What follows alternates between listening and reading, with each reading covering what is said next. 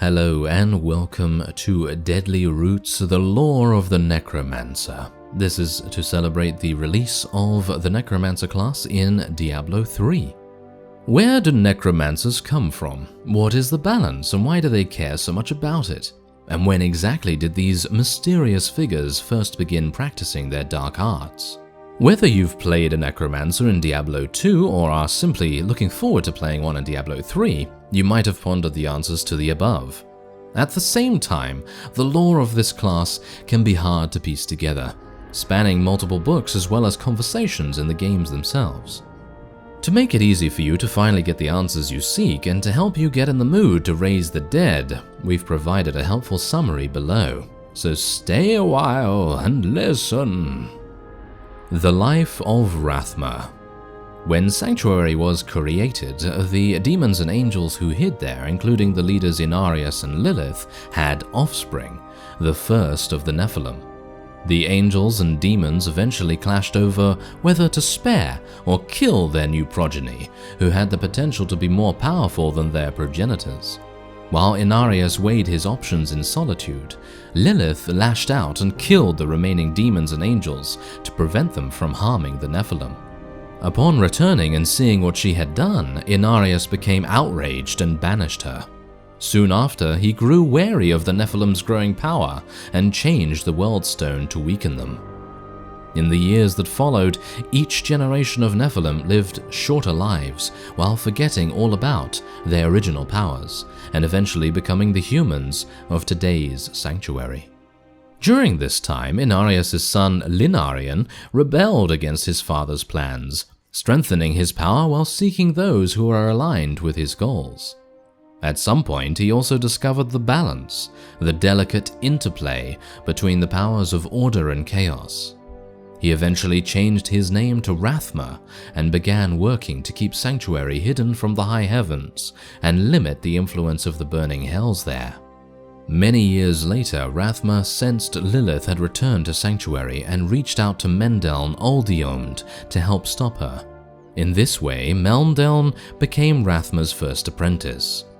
Many events followed, with Mendeln's brother Oldician gaining a powerful army of followers under Lilith's guidance and changing the World Stone's power to enhance rather than hinder the Nephilim.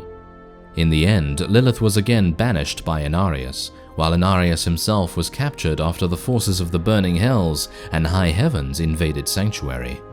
Upon discovering Sanctuary, the Anjurus Council of the High Heavens voted on whether to destroy it. Although the Nephilim was spared, Oldician's followers were made to forget the events that had occurred since Lilith's reappearance, along with the knowledge of their powers. The World Stone was once more changed to inhibit the Nephilim's latent abilities. Only Mendeln, by working with Rasma, was able to remember, without the angels and demons knowing what had transpired. Soon after, he was given a new name, Callan, meaning teacher, and set out in the world to protect the balance. The Priests of Rasma. In the years that followed, Mendeln founded the Priests of Rasma, known to many as the Necromancers. He began to teach others his skills and impart his understanding of the balance, while recording said knowledge in the books of Callan. These early priests established their headquarters in the jungles east of Kyrgyzstan. Once properly trained, each of his followers ventured out on their own, seeking places where the balance had been disrupted and working to restore it.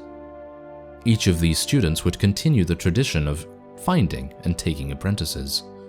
Serving the balance. Necromancers view any challenges they face related to the balance in academic terms. While others might rush headlong into battle, Necromancers are taught to control their emotions in order to better wield their dark magic, lest the powers they wield end up controlling their user instead. At the same time, their serious demeanor and the powers of life and death they manipulate often lead others to suspect them of having more sinister motives. The Necromancer and the Dark Wanderer. When Diablo and the Primevals walked Sanctuary once again, the Necromancers had to act. In the Necromancer's story in Diablo 2, the hero manages to defeat the lesser evils, Andariel and Duriel, and eventually the greater evils, Diablo, Mephisto, and Baal. In the years after, this hero would take as his apprentice Metan, a familiar face for anyone who has helped him restore the balance in certain quests in Diablo 3.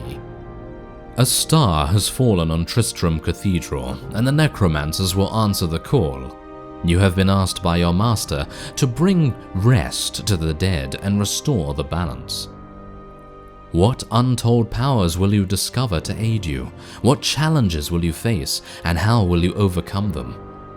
What new insights will you gain when you revisit parts of the campaign, especially when it comes to matters of life and death?